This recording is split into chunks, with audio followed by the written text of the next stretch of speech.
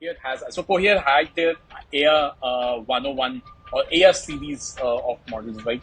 And where the focus has been always being multilingual. They've launched the latest model in this series, which is called Aya-23, in two versions, right? Which is the 8 billion and the 35 billion parameters. 8 billion, they're saying, is mostly focused towards research, if you want to try it out, POC, etc. But 35 billion is more focused, which is built on the Cohere's R model right on top of it, is more, production ready, that they can focus on. But I think the most important part is that it now allows close to 113 languages, which is built on the Aya collection, out of which 23 languages they're saying is pretty efficient, production ready, very highly efficient, right? So again, a very small update, but I love the way probably that they are actually progressing with the accessibility and probably again the flexibility and the multilingual part, at least, because I still feel from LLM's perspective, and we do a lot of Hindi languages, we work with the European customers, the LLMs have not really done well in that space, right? We still have to build the translation layer on top of it to get good amount of accuracy.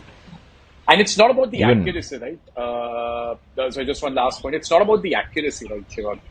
And I'll give you one example that we're working with an Indian customer, where the translation layer and we're using Claude 3 over here, primarily Sonnet. The translation is absolutely impeccable, right? That it's able to convert English to Hindi very well.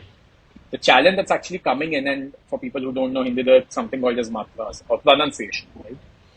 When it starts pronouncing, right, since it separates those, it doesn't understand that context, right? So that's the major problem, right, with these inherent points when they do translation. It's not the accuracy, but it's primarily understand the context of the.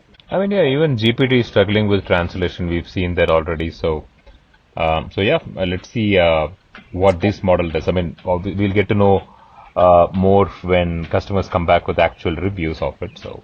Absolutely.